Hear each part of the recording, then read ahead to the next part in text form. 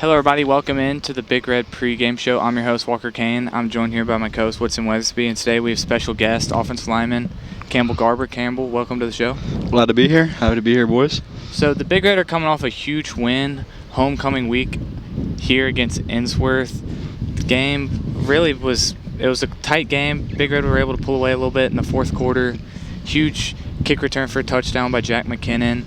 Where the defense was able to contain that electric offense. As a player, when you going up and being in such a big game, what's it like to come out with the victory? Oh, that was awesome. We really needed that turnaround the season. I mean, the season's moving in a positive direction now.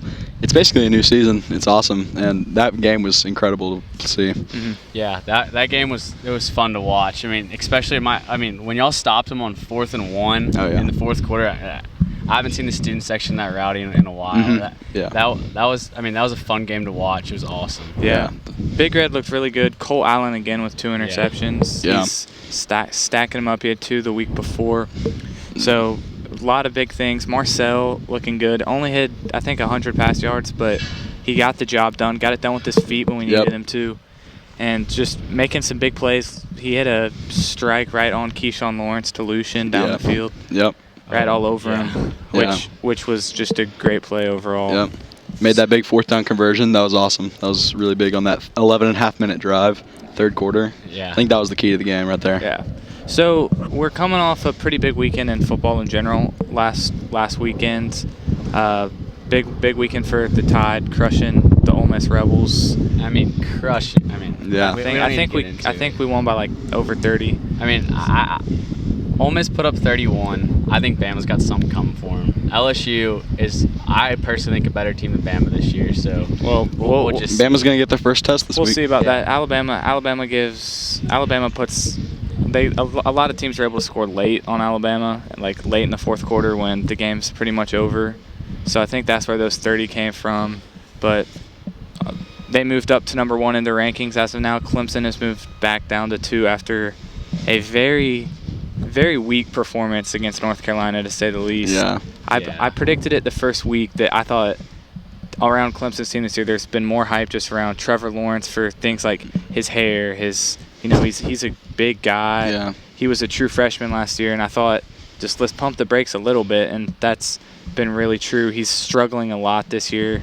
He is, I think, the same amount of interceptions as touchdowns. Yeah. They've played an easy schedule outside of A&M, who's looking really bad right now. So I'm not seeing too much out of Clemson. What do y'all think? I'm honest. All I'm saying is that the SEC. This has proven that SEC is higher quality football, a lot tougher opponents, and just better football than the ACC and any other conference. Yeah. Yeah. I mean, I don't have much to add other than Clemson, ACC, not a competitive conference. Them almost losing to North Carolina is embarrassing to the entire conference. Mm-hmm. Really. I don't even think that what Paul Feinbaum said earlier is that it's ludicrous to put Clemson in the top 4 even right now. Honestly. After how bad they've been looking. You have LSU, Georgia, Ohio State, even Auburn that are all Oklahoma. Mm-hmm. Those are teams that so far this year, because you can't base it off what happened last year. Nope. You got to start clean.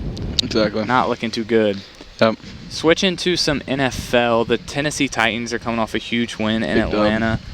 I was the only person on here to project the win last week. Yeah, I saw that. Everybody had the loss coming. Woody. I predicted 27 points. I think we scored 24. So Titans looked good. Mariota looked sharp for the first time in about 2 years, I think. The first time I've seen him be able to sit in that pocket and make good throws.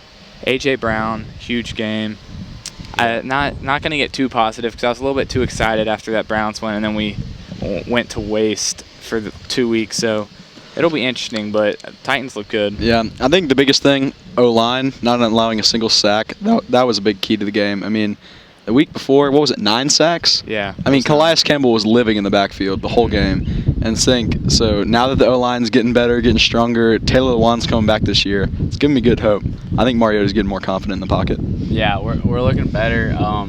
This week, I don't know if we got it in us to win at home. It just looks like we play better away, honestly. But we're looking a lot better. It was a good game to get some momentum going into the rest of the season. Yeah, big win for Mike Vrabel also. His name's been not necessarily on the hot seat, but I wouldn't put him on the hot seat yet. I think his name's been in a little bit of some conversations just after going 0-2 in the division. So it's still an uphill battle to win the weak AFC South. But we're all tied for first right now. Yeah, so that's tied for first, but we're still dead last in the division. If it were to end today, because we're 0-2.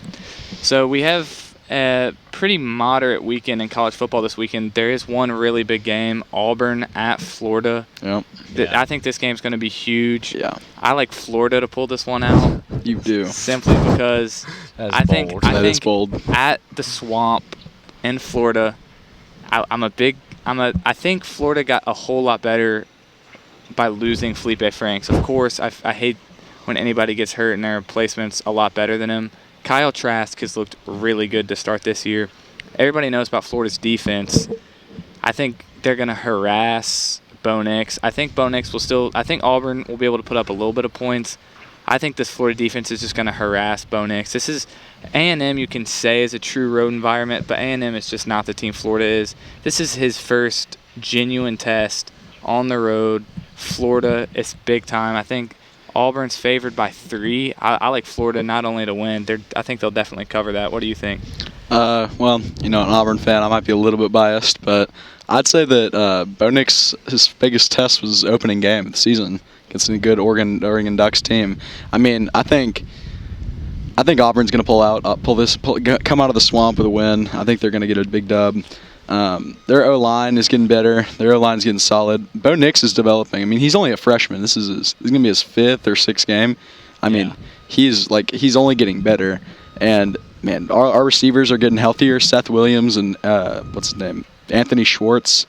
I mean, I think it's going to be dirty. I don't think Florida's going to be able to keep up with Auburn this week. Yeah, I agree with Garber on this one. I think Bo Nix is, like I've said all year, an elite quarterback, and he doesn't have the best stats, but he knows how to win games. He beat Oregon, he beat Texas A&M. I mean, he's a clutch quarterback. He knows what's up. And he doesn't turn the ball over either. That's a big thing.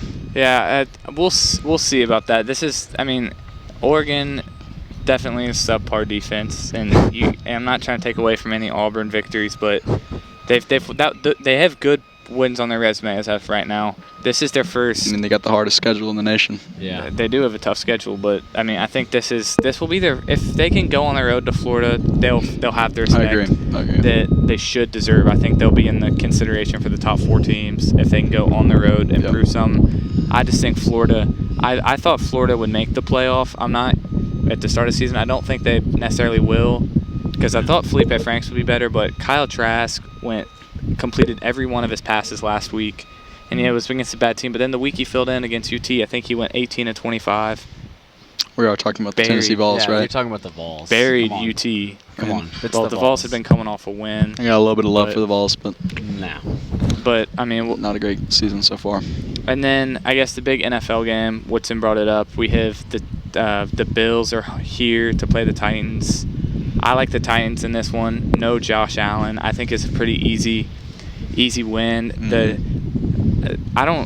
I think it's going to be very low scoring, because simply the Bills defense gave up 16 to Tom Brady, and he was harassed all game.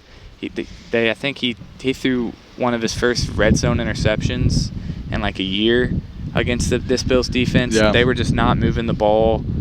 But I still like the Titans simply because our defense does look sharp. And what's his name? Matt Barkley, Barkley. It's the old USC quarterback that's starting for him. Yeah. I don't like their chances with this guy. I'm taking the Titans 13-3. Yeah, I like that. That's pretty good.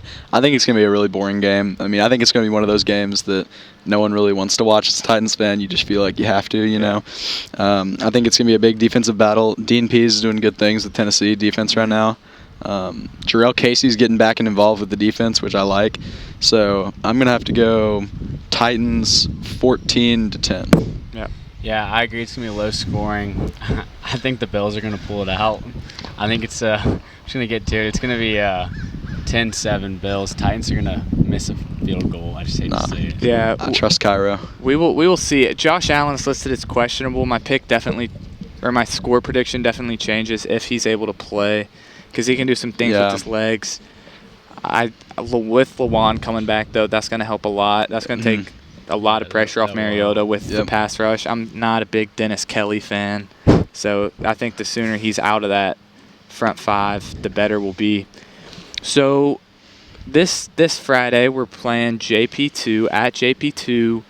Big game for the Big Red. I think they're in our division. Am I right? Yep, they are. It's a real important game. It's a game for playoffs. It's a game we got to start winning some division games. You know, these last couple wins have been nice, but it really comes down to whether we're winning these division games.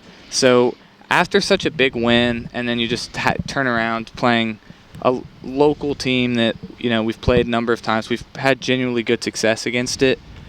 Is it hard to stay focused after such a big win coming into a team that we probably should beat?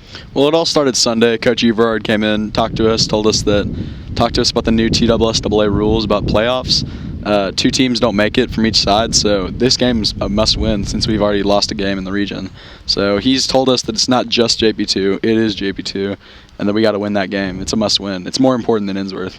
Yeah, this is a huge game for the team. I feel like we're looking a lot better coming off of that. Obviously, it feels good coming off that Innsworth win, but I don't think anyone should overlook this game. This is a very important game. Yeah. And help us a lot with playoff seeding and to get into the playoffs. Yeah, the D-line and the linebackers going to have a tough task. They have a really talented running back. Yeah. So it's going to be a good game overall. I think the Big Red will pull this out. I'm liking another nice game from Marcel. He's on such a good trajectory right now. We haven't seen really a bad game yet. Yeah. So I think he handled himself great under pressure last week.